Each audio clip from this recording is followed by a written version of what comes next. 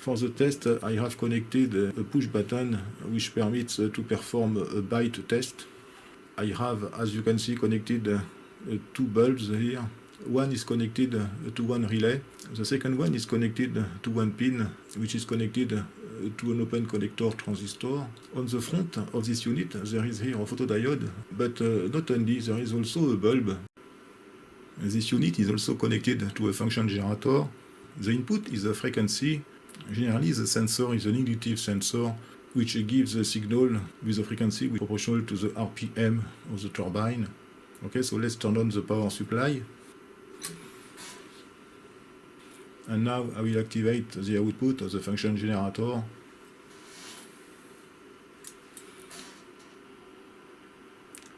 Okay, so we can see that this thing works. Currently the frequency is 1.9 kHz. Okay, I am going to change the frequency.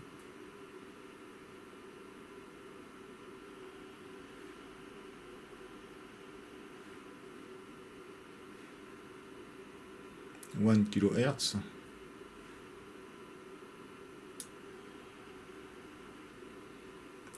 You can see that the lamp is off.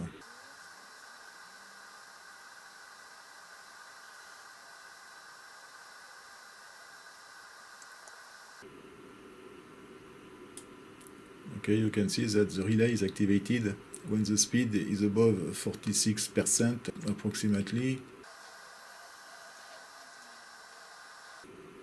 And the relay deactivates at 30% approximately.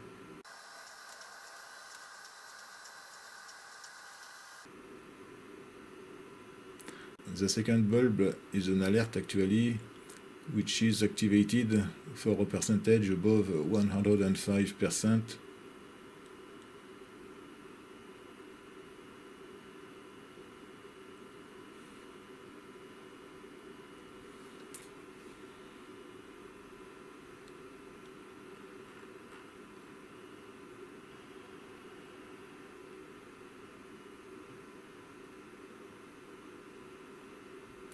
Okay, so you can see the beautiful dot matrix LED display.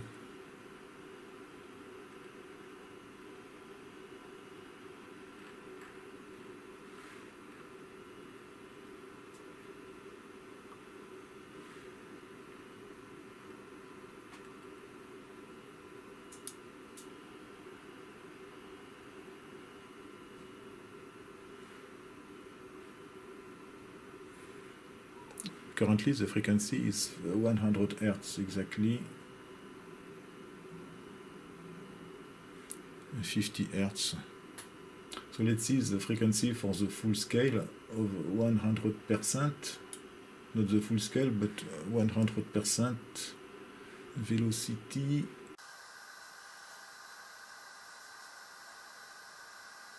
Okay, the frequency is 1.85 kHz. So let's divide by 2, 935 Hz.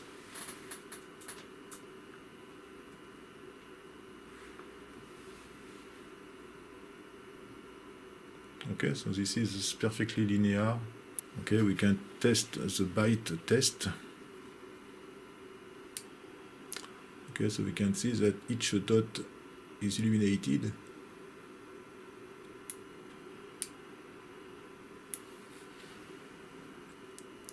I am going to deactivate the lighting.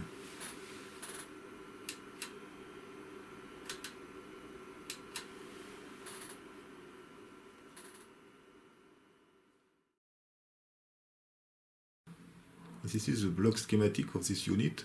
The input is here on the left. The signal is fed to the gate array. Inside we should have counters, flip-flop and so on. The gate array communicates to the COSMAC processor here. The COSMAC processor computes the frequency. The frequency is fed to the display driver. The display driver is connected to the LED matrix display here, which permits the display of the RPM. There is also a dimmer circuit, which permits to change the luminosity of the display according to the ambient light. For that purpose, there is a photodiode connected to the dimmer circuit. This is for the digital display. There is a servo control here which permits to set the pointer according to a voltage which is present on that point. The torque motor here is linked to the feedback potentiometer using a gear train. This voltage is positive. On the second side of the servo control there is a negative voltage which depends on the RPM. We can see that there is a DAC here. The DAC here is used for different things. It is used, of course, to generate the DC voltage which permits to set the pointer, but it is used also for the ADC which is present on that device. For that purpose, there is a comparator here which compares the output of the DAC here with the voltage to be measured. There are three different voltages actually. The first voltage is half the voltage reference. So this is used, I think, at startup to test the ADC itself. Otherwise, during the normal operation, there are two measurements which are done sequentially. The first measurement is the input voltage here, so I don't know the reason of the measurement of this voltage because it is a square wave. The second voltage is the feedback voltage here. I think that this permits to know if the servo control works or not. Because the DAC is used for different things, there is a sample and hold here which permits to have at the output the voltage which is present at the output of the DAC when it is used for the servo control setting and not for the ADC. We can see here the schematic of the filter board. We can see first here a filter. There are two ferrite beads here. We can see these ferrite beads here. There are several capacitors. There is something weird. One leg of this capacitor is not connected. Okay, we can see this capacitor. One terminal is connected using a wire. This is this one. The second one is not connected. Okay, so there is no track and no wire. There was an issue during the assembly of that device. There is here a transistor which is actually a limiter circuit. There is a Zener diode of 36 volts here. The second page concerns the dimmer circuit. There is a photodiode here and the output here is a rectangular signal which is fed to the display driver. This rectangular signal permits to modulate the light of the display. So in between there is this complex circuit. So first there is this transimpedance amplifier which permits to have at the output here a positive DC voltage according to the luminosity. The reverse current of this photodiode is converted into a positive voltage here using these resistors. We can see that this is a non-linear amplifier. We have several trimmers here. This trimmer permits to have a positive DC voltage at the output when there is a dark current flowing through the photodiode. When the luminosity is low, these three resistors are used for the gain of this transimpedance amplifier. Actually, this is the sum of these three resistors here. And when the luminosity is above a given value, this diode turns on. So therefore, the gain is only defined by these two resistors. So therefore, there is a kind of compression of that voltage here. This DC voltage is fed to the non-inverting input of this comparator. On the second input, there is a sawtooth, which is provided by this integrator. There is here a negative reference voltage of -5 volts. This voltage is integrated in order to have a positive ramp here. And there is this bipolar transistor which permits to discharge this capacitor. So therefore, at the output here, there is a rectangular signal. So there is another comparator here with a small positive threshold here. So therefore, the ramp crosses these two comparators here. These two signals are fed to this NAND gate. Okay, so the signal here is fed to another NAND gate. So this rectangular signal is fed to this gate, and the output is fed to the display driver. This is the third page of the schematic. We can see here on the left the front-end input. The AC input here is fed to this comparator. At the output here there is rectangular signal. So we can see also this line which is fed to the ADC as we have seen on the block schematic. The comparator is an LM111 which has an open collector output here. So there is this pull-up resistor which permits to have a voltage from 0 to VCC here. There is a small filter using this RC network, and we have also a small hysteresis. This prevents the presence of oscillations which can occur when the voltage here crosses the threshold of this comparator. We can see here a part which gives the two voltage references, plus 5 and plus 2.5 volt. It's an AD584. There is here an inverting amplifier connected to the plus 5 volts reference, which gives a negative reference of minus 5 volts. It is used for the DAC here. There is an error here. It is minus 5 volts, not minus 10. And the DAC is connected to the gate array. I didn't find any documentation regarding this DAC AD11755. We can see here a part of the ADC. So we have an analog multiplexer, a classic 4051. There is here an op-amp which is used as a comparator. The DAC output is here. We can select between 3 inputs here, as we have seen. The voltage feedback of the servo control, the input voltage, and the 2.5 volts reference voltage. The output of the comparator is fed to a flag event input of the microprocessor, EF3 in that case. On that page, we have the servo control of the pointer. The motor is here. It is connected to this servo amplifier. The motor is linked to a gear train. The shaft of the gear train is connected to the pointer, which is not shown on that page. And it is connected also to the feedback potentiometer here, which is supplied with 5 volts reference voltage. On that point, there is a positive voltage proportional to the position of the pointer. On that point, there is a negative voltage, which is an image of the percentage of RPM. We can see the sample and hold here. The sample and hold inverts the value.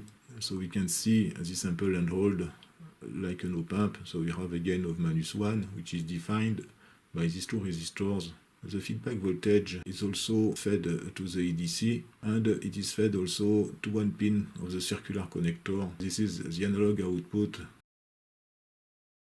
On that page, we have the circuit for the alert output here. It's an open collector.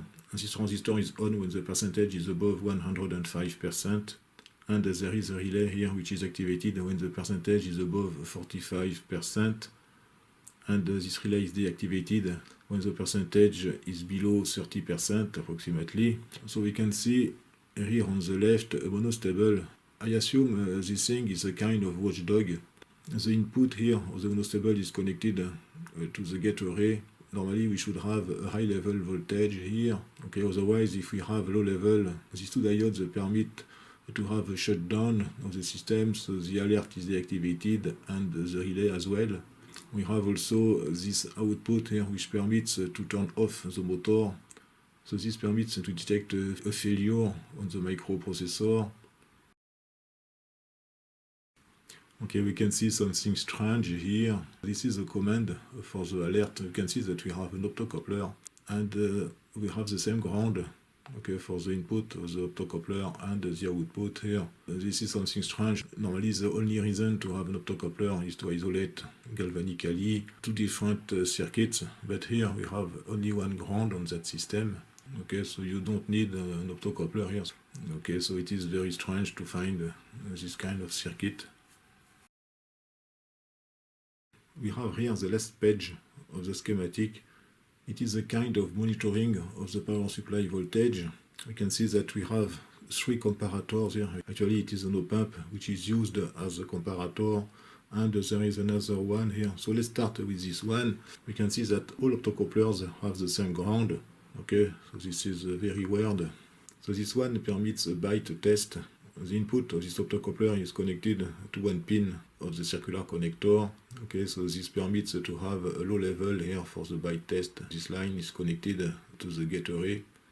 So we have here a circuit which permits to turn off the display when the power supply voltage here is below a given voltage. So actually we can see that we have a divider by 2 using these two 100K resistors. And the threshold voltage is constant for these 3 comparators. It is actually a voltage of 5 volts. According to this schematic, when the power supply here is below 10 volts, normally we should have a high level at this output. So this high level permits to turn on this optocoupler. Therefore, this transistor is off. Okay, and in that case, there is a high level here.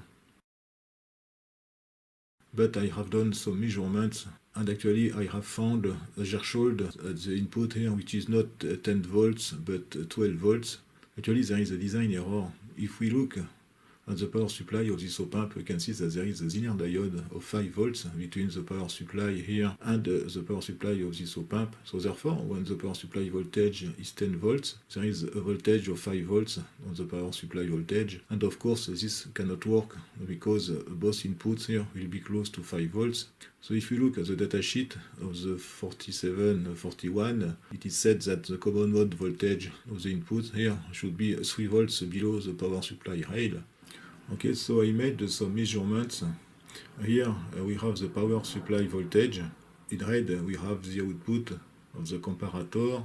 In blue we have the inverting input of the op-amp, and in brown this is the power supply of the op-amp. We can see that the inverting input of this op-amp is above the power supply, so this cannot work. But we can see that we have here a voltage drop at the output. And this behavior is due to the common mode voltage of the input. The fact that one input is above the power supply rail violates actually the absolute maximum rating of this op-amp. So we have a design issue here. So I have done a modification. On this second chart we have the same result, but I have short-circuited the Zener diode. You can see that we have effectively a change of the output voltage of approximately 10.2 volts or something like that. So we can see here the power supply of this op-amp, and we can see here the inverting input of this op-amp. So we have enough margin, and in that case the op-amp works normally.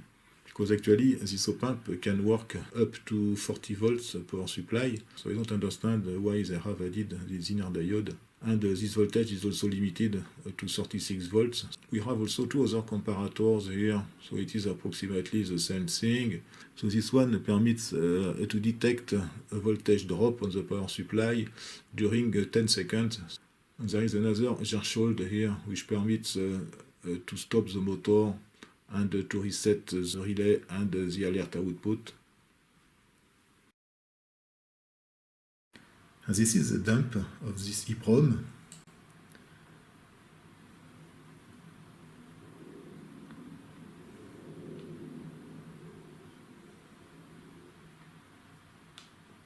It seems that we have a table here, several tables actually. This is obviously not machine code.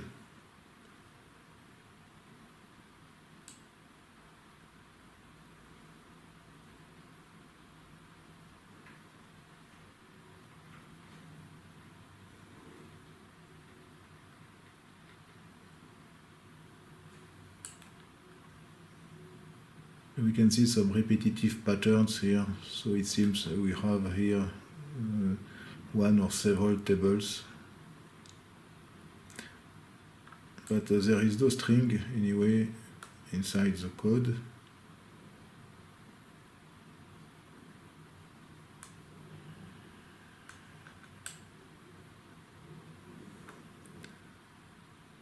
Now I will try to disassemble this code.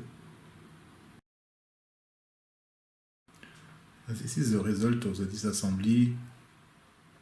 I have used this disassembler,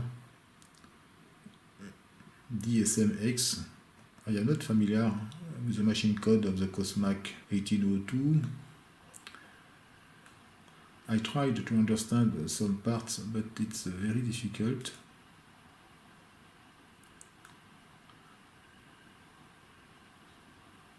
The COSMAC processor has actually 16 scratchpad registers, 16 bits wide, but accessible by bytes.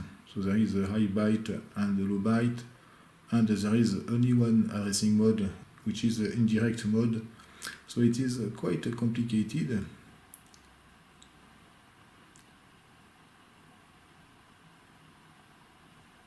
Okay, I will show you an example here. You cannot access directly to a data in memory, you need to use one of the 16 registers. For example, here the register R12 is used. On that part of code, data in memory is initialized in the address 2002 here. So first you need to load the address to one register, R12 here. You cannot write directly 16 bits, so you need to write first here a put low and a put high. 2 is put in a low byte of register R12 and here 20 in a put high R12. Okay, so at that moment the register R12 is initialized with the address of the data to manipulate. Okay, and after that the value is stored not to R12 but to the data which is pointed by R12. Actually, we can consider the register like a pointer.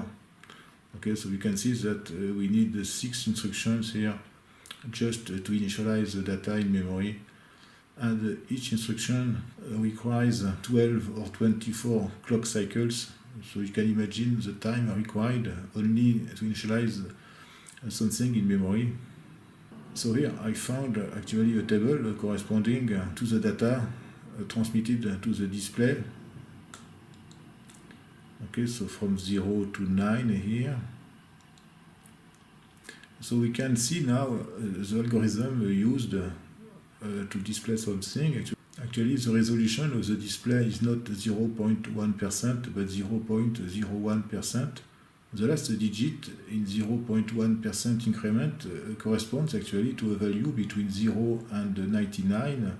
An offset is computed from 0 to 99, for example here.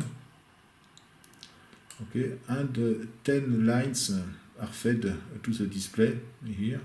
So this permits to display actually a window of 10 lines here. Maybe here. Okay, and there is actually a floating window here, and this realizes actually the scrolling.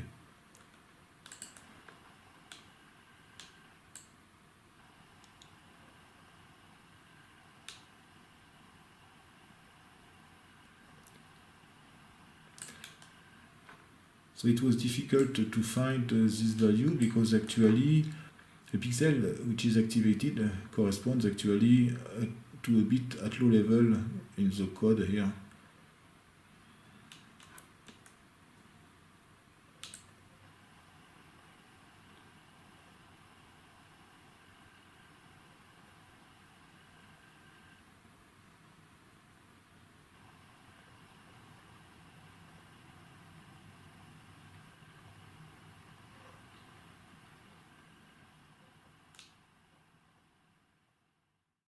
That's all for this indicator. Thank you for watching and see you next time for another video. Bye bye.